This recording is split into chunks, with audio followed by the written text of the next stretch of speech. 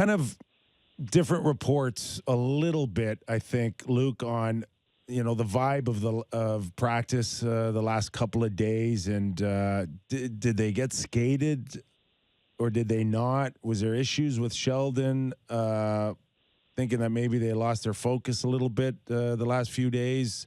Like, what kind of vibe did you get out of the practicing going into tonight?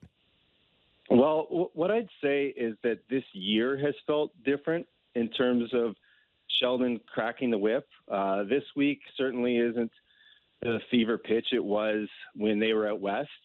He stopped the drill out there a couple times, used some pretty colorful language, made guys do things over. At one point I heard him tell another staff member that the guys had to stay on the ice a little extra time and put in some extra work. They had a certain time that they had to stay on after the coaches left to work on individual stuff. He's definitely being hard on them, and it was like that even in training camp. And I think that just speaks to the pressure he's trying to exert, probably the pressure he's feeling from above him, and it starts all the way at the top and is trickling down to the players. You look at a game like that Vegas game, and there was plenty of positives to take from it. I think Eric Shalgren's keeping his head above water here, just like throwing right into the fire. All of a sudden, third stringer is your starter. Mitch Marner, I thought that was the best version of Mitch Marner that we've seen so far this season. Timothy Liljegren has helped stabilize the blue line. Like there's nice little stories, nice little positives, but then you look at how they lost that game on a shorthanded goal because their star players are out looking for cookies and trying to extend the first shift of the first power play unit. They get burned the other way, and it's kind of that sort of mental mistake or that sign of lack of game management that has to drive a coach nuts. And you could tell that Sheldon Keefe felt that way after that game when he was talking about it and kind of said, that's not going to happen again. Like, there's an edginess around this group.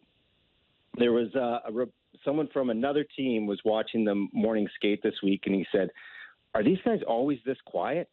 And when you watch the Leafs practice and you watch, this week I've watched the Knights practice and I've watched the Penguins practice, and there's just a looseness with the other teams that isn't there with the Leafs. Maybe that's, people like us being very critical and they're hearing some of the noise, or maybe it's just the fact that things haven't gone smoothly. Their big guys aren't top 10 in scoring anymore. They're bottom six. There's a lot of guys trying to figure out where they fit. Like, what's going through Dennis Malgin's head every day? What's going through Nick Robertson's head every day?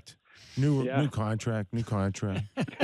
Bunting needs a contract. He's not, there's a lot of individual things going on with some of these fringe players where they probably feel a little bit of uncertainty, whether it's for their future or for the right now.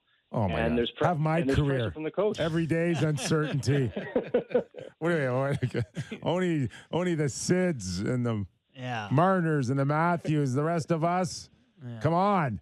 No, it is, and I totally get that too, Luke. We were talking off the top of the show, like, what would it take to go back to where we were? We were just talking about Sheldon's job and Kyle and Brendan and yada yada. I don't know, 10 days ago, and winning cures all, but. Maybe is that part of the weight over this team that it feels like it's so close to slipping right back to where it was?